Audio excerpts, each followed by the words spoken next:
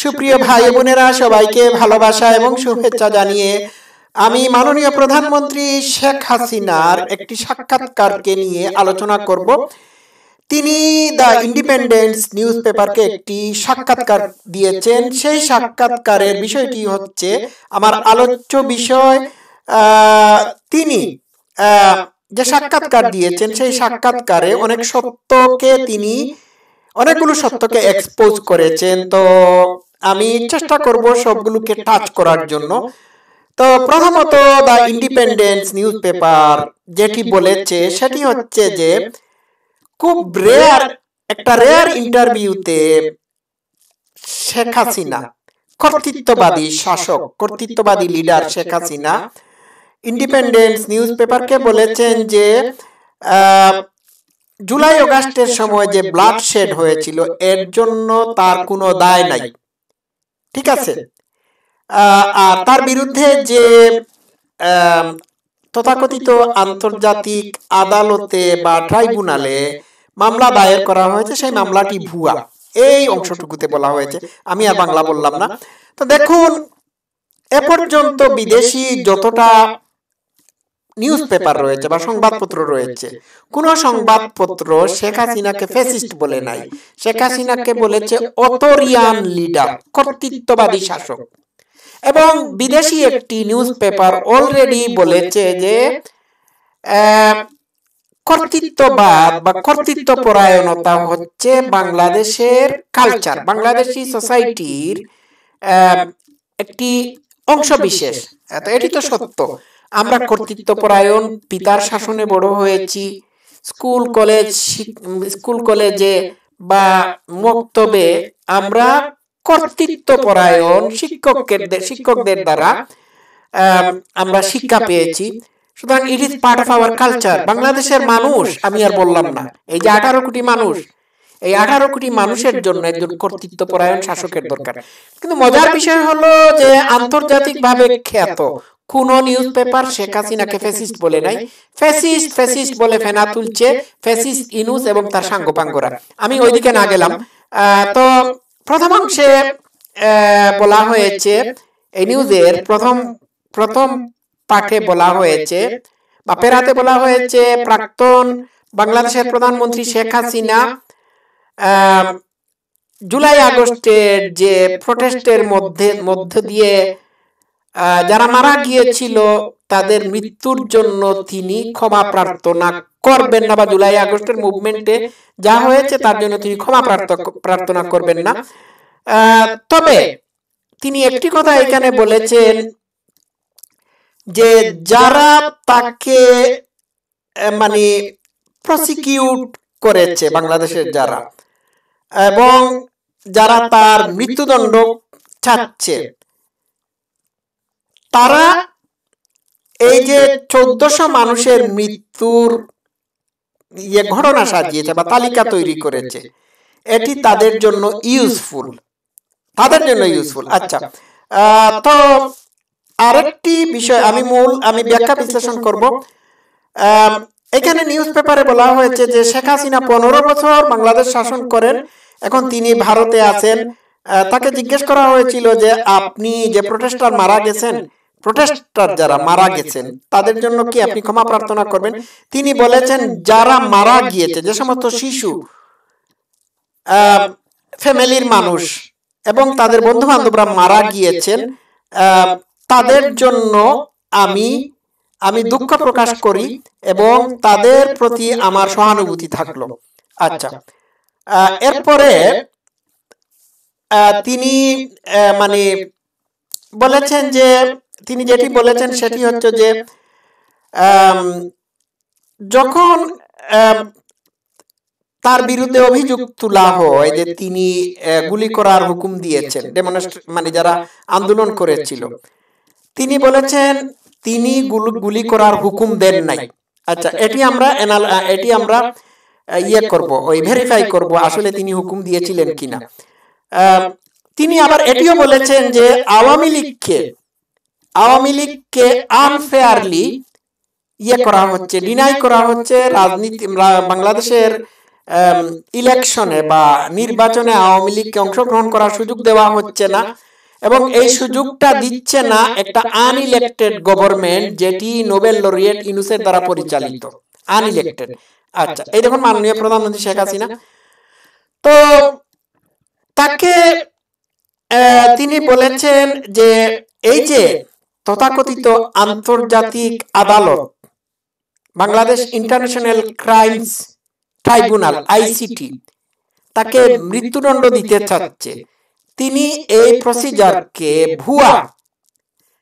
ভুয়া প্রসিজার বা ভুয়া আন্তর্জাতিক আদালত হিসাবে মানে আখ্যায়িত করেছেন, এবং তিনি বলেছেন যে রাজনৈতিক প্রতিহিংসার বশীভূত হয়ে এই আদালতে তার বিরুদ্ধে মামলা দায়ের করা হয়েছে যাতে তাকে মৃত্যুদণ্ড দেওয়া হয়, রাজনৈতিক প্রতিহিংসার বশীভূত হয়ে, এবং এটাই সত্য। আপনারা অবশ্যই জানেন যে রিসেন্টলি তার পক্ষে তার মামলা লড়ার জন্য নিয়োজিত জামাত ইসলাম কর্তৃক নিয়োজিত একজন উকিল, তার মামলা লড়ার জন্য নিয়োজিত উকিল অবসর সময়ে এই বাংলাদেশ ইন্টারন্যাশনাল ক্রিমিনাল ট্রাইব্যুনাল আইসিটির প্রধান বিচারকের সাথে কথাবার্তা বলেছিলেন, এবং উনি এই কথাবার্তা থেকে যেটি বোঝানো হয়েছে সেটি হলো যে শেখ হাসিনার পক্ষের উকিল অভিনয় করে যাবেন, এবং অভিনয় করে যাবেন যে এই কারণ অভিনয় করবেন এইভাবে যে তিনি শেখ হাসিনার পক্ষে লড়তেছেন, আসলে তো তিনি শেখ হাসিনার মৃত্যুদণ্ড চান। এখন এই কথোপকথন ফাঁস হওয়ার পরে এই আইসিটির কি কোনো বিচার নিরপেক্ষ বা এর বিচার কি গ্রহণযোগ্য হতে পারে?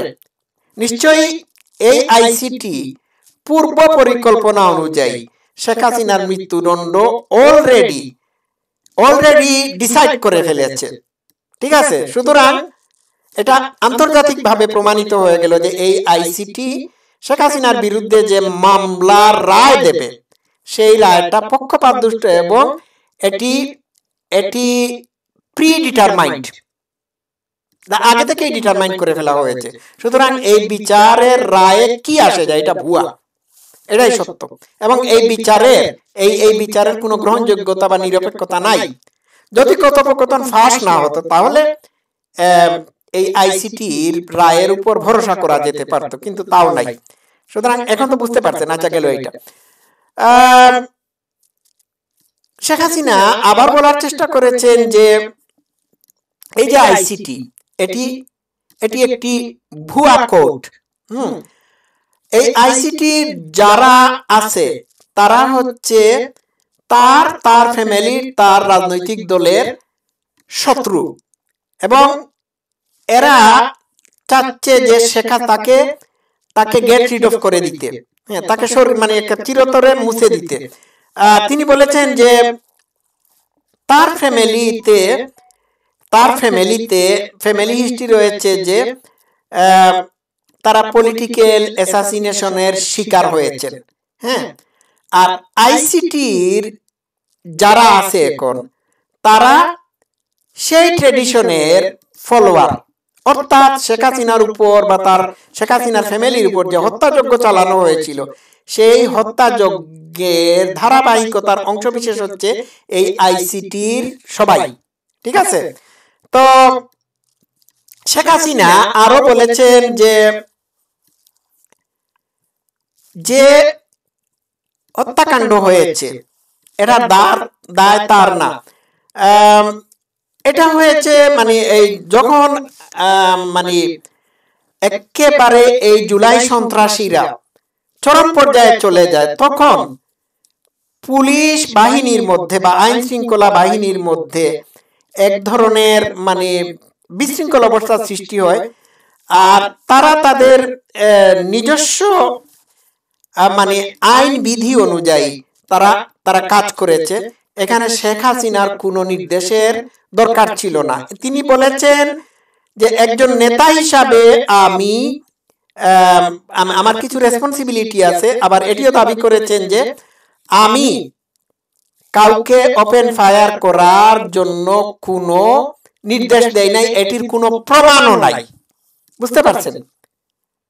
তো শেখ হাসিনা এটিও বলেছেন যে তিনি একটি ইন্ডিপেন্ডেন্ট ইনকোয়ারি করার জন্য, হত্যাযোগ্য যে হয়েছে এটা ইন্ডিপেন্ডেন্ট ইনকোয়ারি করার জন্য একটা জুডিশিয়াল কমিটি বোধহয় করেছিলেন, এটাই বলেছেন।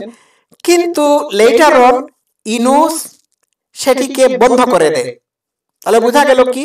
বোঝা গেল যে শেখ হাসিনা কারো উপর গুলি করার, নিজের পক্ষ থেকে গুলি করার নির্দেশ দেন নাই। যদি দিতেন তাহলে তিনি ইন্ডিপেন্ডেন্ট ইনকোয়ারি করার ব্যবস্থা করতেন না। তাহলে ইউনূস কেন এই ইন্ডিপেন্ডেন্ট ইনকোয়ারির প্রসেসটা বন্ধ করে দিল? এটাকে কি বোঝা যায়? এটাকে বোঝা যায় যে ইউনূস এটার সাথে সংযুক্ত ছিল।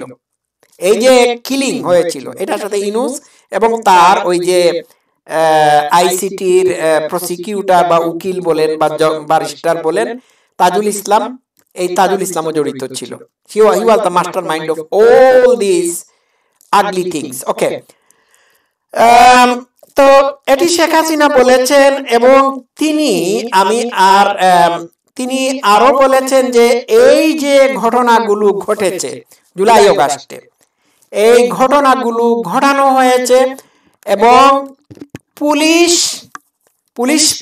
বা আইন শৃঙ্খলা বাহিনীর মানুষের উপর যখন ঢালাওভাবে আক্রমণ করা হয় তখন তারা তাদের মানসিক বল হারিয়ে ফেলে তারা ওইগুলোর প্রতিরোধ করার চেষ্টা করেছিল।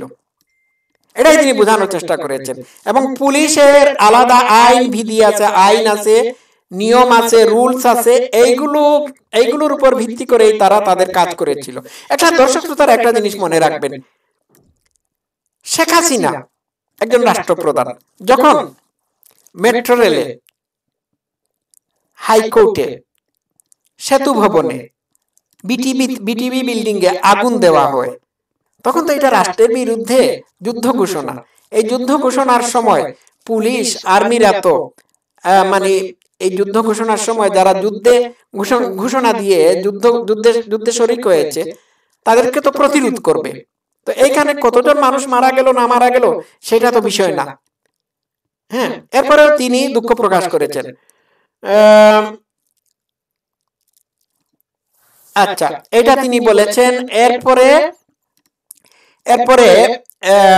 ওই তো আবার বলেছেন দা 1400 figure is useful to the ICT for propaganda purpose but is probably inflated. তিনি বলেছেন 1400 নিহত মানুষের তালিকা আইসিটির প্রপাগান্ডার পারপাসের জন্য খুবই গুরুত্বপূর্ণ, কিন্তু এটিকে একটু ফুলিয়ে ফাঁপিয়ে বড় করা হয়েছে।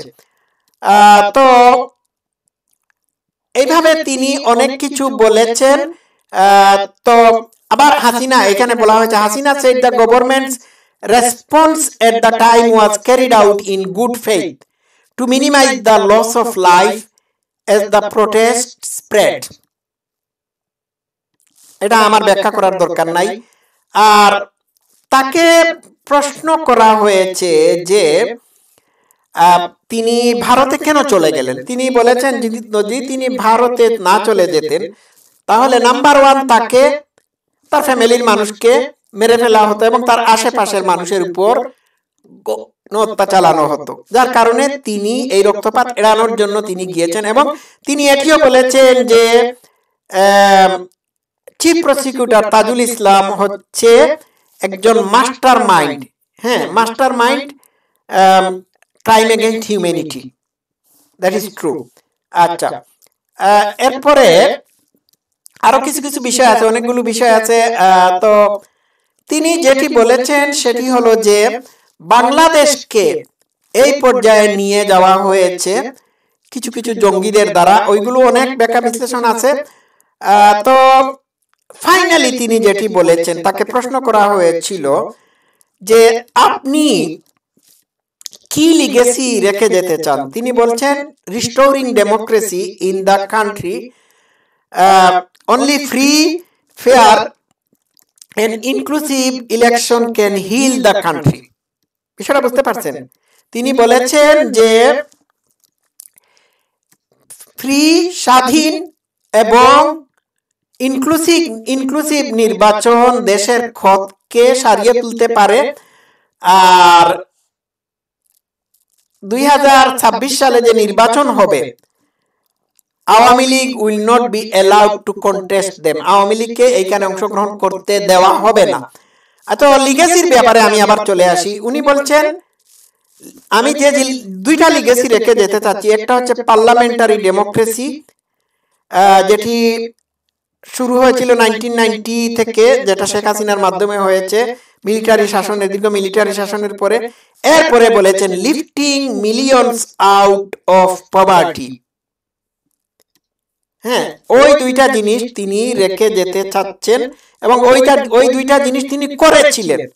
কিন্তু আনফরচুনেটলি দেশের মানুষ এখন দারিদ্র সীমার নিচ থেকে নিচে চলে গিয়েছে। কিন্তু শেখ হাসিনার আমলে দেশের মানুষ দারিদ্র সীমার ঊর্ধ্বে উঠে গিয়েছিল, উপরে উঠে গিয়েছিল। এটা হচ্ছে তার বড় ক্রেডিট। এটা কি তিনি মিথ্যা বলেছেন? নো। আচ্ছা, তো আপনাদের সামনে আমি তুলে ধরলাম। তো এই ছিল শেখ হাসিনার সাক্ষাৎকারের মূল অংশ বিশেষ। হ্যাঁ, ঠিক আছে, পুরাটাই আমি আপনাদের সামনে এক্সপ্লেন করেছি। তো তিনি এখানে যে পয়েন্ট আউট করেছেন, সে পয়েন্টটা হলো যে ইউনূস সরকার হচ্ছে অবৈধ, অগণতান্ত্রিক। তার বিরুদ্ধে যে অ্যাকুজেশন আনা হয়েছে, অভিযোগ তোলা হয়েছে, এগুলো সব মিথ্যা, প্রপাগান্ডা। 3 রাষ্ট্রের বিরুদ্ধে যারা বিদ্রোহ ঘোষণা করেছিল তাদেরকে দমন করার জন্য তার নির্দেশের প্রয়োজন পড়ে নাই। পুলিশ, আইন শৃঙ্খলা বাহিনী তাদের আইন বিধি অনুযায়ী, তাদের নিজস্ব আইন অনুযায়ী এদেরকে, এই সন্ত্রাসীদেরকে ট্যাকল দেওয়ার জন্য চেষ্টা করেছেন। আর এতে কিছু হতাহত হয়েছে, এর জন্য তিনি দুঃখ প্রকাশ করেছেন। আর তিনি ফাইনালি যেটি বলেছেন, না তো এর মাঝখানে একটা কথা বলেছেন যে আন্তর্জাতিক, তথাকথিত বাংলাদেশের আন্তর্জাতিক আদালত হচ্ছে ভুয়া, এর সব কিছুই ভুয়া, এটার উপর বিশ্বাস করা যায় না। প্রতিহিংসার বশীভূত হয়ে তাকে, তার দলের মানুষকে এরা প্রসিকিউট করছে। আর ফাইনালি উনি বলে দিয়েছেন যে উনি মিলিয়ন মানুষকে দারিদ্র সীমা থেকে বের করে নিয়ে এসেছিলেন। এটা তো সত্য। আজকে মানুষ দারিদ্র সীমার সেই অতল গহ্বরে আবার প্রবেশ করেছে। তো শেখ হাসিনার, মাননীয় প্রধানমন্ত্রী শেখ হাসিনার এই সাক্ষাৎকারটা খুবই গুরুত্বপূর্ণ। এটি আন্তর্জাতিকভাবে একটি মেসেজ সারা পৃথিবীর মানুষকে দিয়ে দিয়েছে। তো এই মাধ্যমে, সাক্ষাৎকারের মাধ্যমে তিনি আবারও প্রমাণ করলেন যে তিনি বাংলাদেশে কতটুকু প্রাসঙ্গিক এবং গ্রহণযোগ্য। ঠিক আছে। তো দর্শক শ্রোতারা, আমি আমার আলোচনা থেকে যা বোঝানোর চেষ্টা করেছি সেটি হচ্ছে যে শেখ হাসিনার বিকল্প বাংলাদেশে নাই। বাংলাদেশে নিরপেক্ষ, ইনক্লুসিভ নির্বাচন দিতে হবে। আর এই নির্বাচনে আওয়ামী লীগকে অংশগ্রহণ করার সুযোগ দিতে হবে। আর সবচেয়ে বড় কথা হচ্ছে উনি বলেছেন যে উনি যে পুলিশকে বা মানে আইন শৃঙ্খলা বাহিনীকে মানুষের উপর গুলি চালানোর নির্দেশ দিয়েছিলেন, এর ব্যাপারে কোনো ইয়ে নাই, প্রমাণ নাই বা দলিল নাই। ঠিক আছে।